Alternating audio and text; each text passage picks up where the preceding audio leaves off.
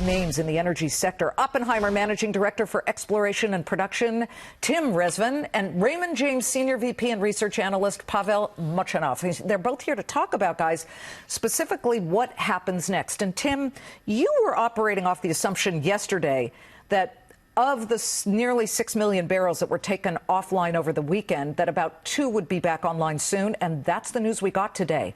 When's the next piece of news? And since you're good at predicting, what will that be? I think the next piece of news, the biggest uncertainty, is what, if any, retaliation will happen. Is that going to be a Saudi-led attack? Is there going to be a broader coalition put in place? And I think that is the next really shoe to drop right now. The move looks dramatic over 2 days in WTI, but if you look at the future strip out into 3Q, 4Q 2020, it's really only up about $2 a barrel. So you're seeing a little bit of pop on the front end, but this isn't really a game-changing move across the whole duration of the future strip.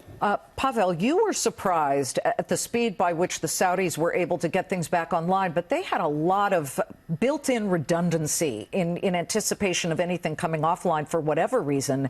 So immediately they were able to at least shift over to some different pipelines, et cetera. But tell me your sense of what's happening on the ground in Saudi Arabia. They're acting very calm. Everything's fine. Don't worry. The Aramco IPO is going to happen within the next 12 months. But what are you really hearing?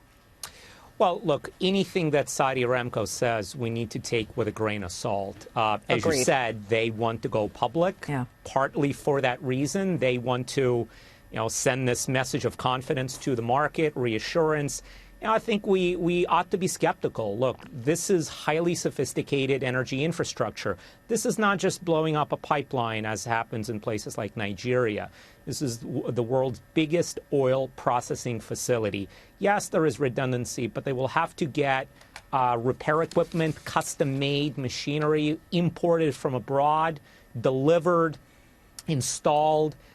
None of that is going to be done instantaneously, and whatever Aramco says about the timetable for repairs, we would take the over in terms of the duration. Interesting. Tim, West Texas yesterday settled at around $62.90. That was a gain of 14.6%. Today, we can see what we've pulled back from, and it's hardly anywhere near that huge percentage. Is this a shorting opportunity? Where would you be trading this kind of move? No, I don't think it's a short opportunity because looking forward, there is so much political risk that you've had. You've heard this phrase put out in the public a lot in the last day about a risk premium now put in crude. Right. There was maybe a little laissez-faire attitude about ample supply and possibly an oversupplied situation. Now, it looks like the Saudi disruption, maybe a couple million barrels a day for 2 weeks. That's 40 million barrels in aggregate. We thought it could be many multiples of that just last night. So I think that risk premium is what's there right now, and I think that will support this modest rally we've seen right now. And what would you pick then, Tim? What are your names that you like?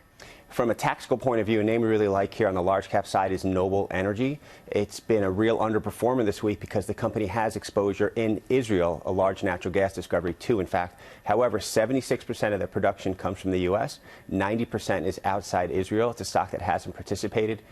That's one we like on the large cap side. And Pavel, what are your picks in this atmosphere? And I would just point out, because it's just hitting the tape, that the Israeli election exit polls are showing that the presidential race, remember they had the prime minister race, they had to redo it.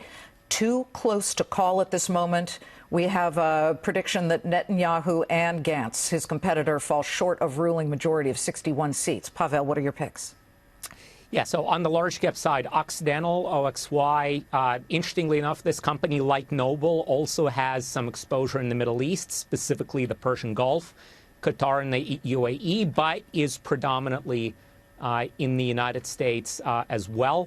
Oxy, of course, bought Anadarko not long ago, and as a result of that deal, took a hit, trading at its lowest levels in about a decade, with a dividend yield of 7%, which we think is very safe. That, by the way, is 3 times the dividend yield of the S&P 500. Okay. And that on the small cap side, California Resources, CRC, that's a high beta stock. Yeah, it's down 13%. It's definitely that's cheaper today. Double-digit moves on days like today. Great to see both of you. Pavel, Tim, we appreciate your expertise in all of this. And I agree with Pavel definitely that you can't entirely take everything that Aramco says at face value. Both of you have been great. Thank you.